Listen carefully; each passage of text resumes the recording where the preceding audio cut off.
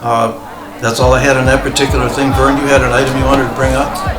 Yeah, last meeting, there was a discussion concerning a fuel spill at the heliport. Right.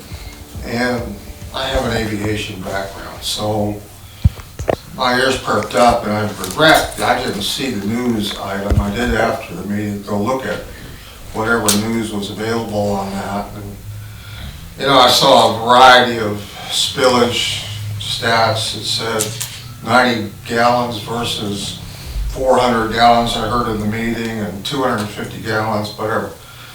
A fuel spill is a pretty serious thing. And it looked like it was a gross error in some respects. Somehow or another, we managed to lose that much fuel on the ground. In my past, when those sorts of things happened, we did an investigation. There were mitigating circumstances that were in place or put in place that would prevent it from happening again. And my question is, you know, we gave a special use permit on the basis of environmental criteria as well as a number of other issues. And while, you know, we did address the spill, I don't know that the methodology of or corrective actions that are in place will mitigate it from ever happening again. And I think that I would recommend an investigation be done and related to whether they're still in compliance with the special use permit. So that's my request to the board to pursue that. Okay. Our pretty much limit, since we did grant the special use permit, we can, and if you like, I will write the letter and I'll pass it by the board for you to look at, to the codes enforcement officer whose responsibility it is to cover that. Once the permit is issued, it falls in his responsibility. And just strongly recommend that he review all of the criteria that went with the permit and ensure that they're complying with it.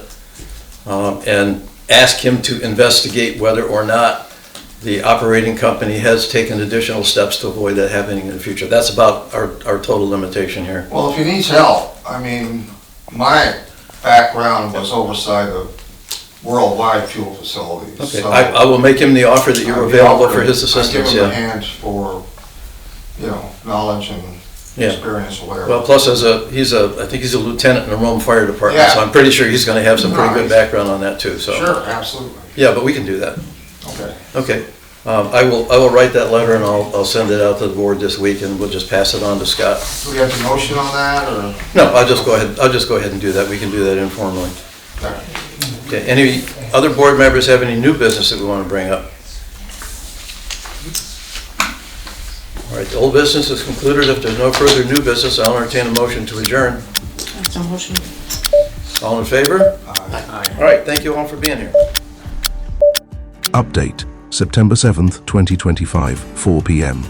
We head to the town of Weston's Towpath website to review the zoning board meeting minutes for the meeting of April 8th, 2025, the subject matter of this video, in order to validate if specified actions the zoning board said would take place in that meeting actually did take place. What we find there is disheartening and, as well, full of abuse of the public taxpayer in Weston. Here on the town of Weston's Towpath website, the taxpayers in the town are routinely rejected by the various boards, as we have documented many times over the last 3 years.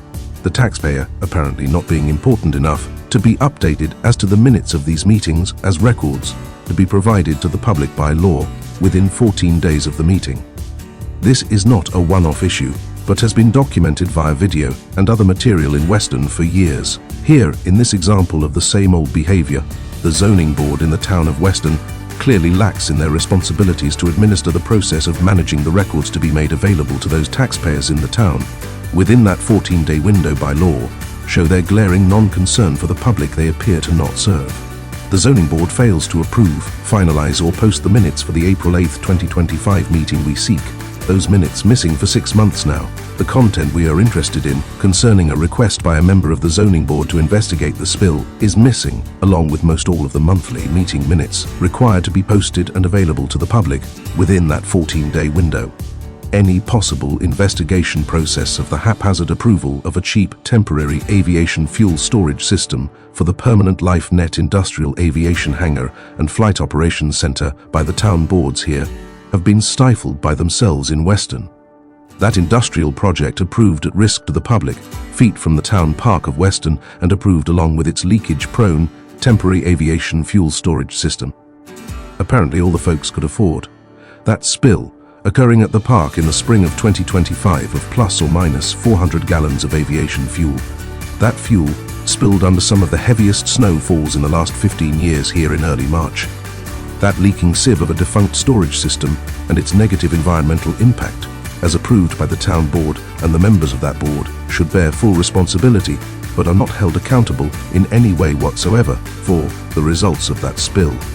The town board of Weston, including Larry Mearick, Len Charney, Anna Raddle Weaver, Pete Donahue Sr., and Dave Schallenberg, all members on the board approving the placement of that future spill-prone fueling operation in 2024, with its approval of the industrial complex within feet of the town park.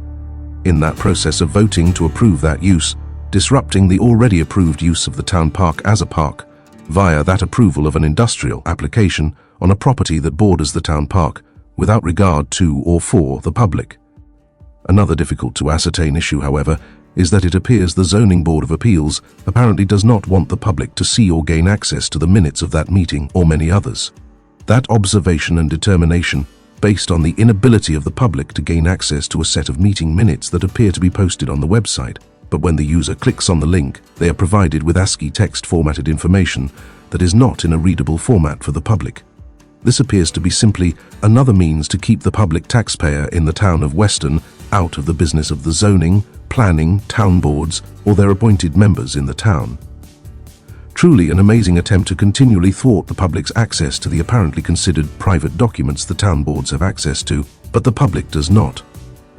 Those minutes, designated as public records per New York State, not needing to be foiled for access, yet unfortunately it seems the town of Weston Town Board and its ancillary boards have determined, against New York State open meetings law, that this kind of information is private to the boards here, not to be made available in a timely manner to the tax-paying public in the town of Weston.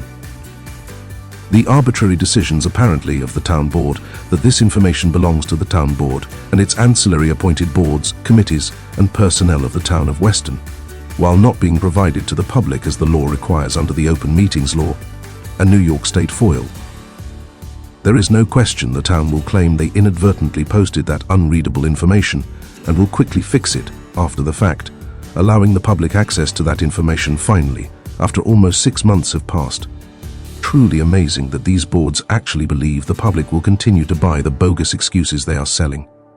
Excuses, it seems, that simply attempt to deflect the responsibility of these boards to the tax-paying public they should be serving but are not, onto any available arbitrarily defined chance event. However, the blatant disregard of the public's right to access this information is required by law within 14 days by these boards, does not go unseen by the taxpayer, regardless to the town board's attempts to leave the public in the dark.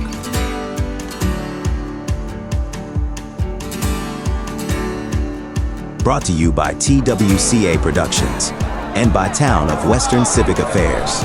Your community, your future.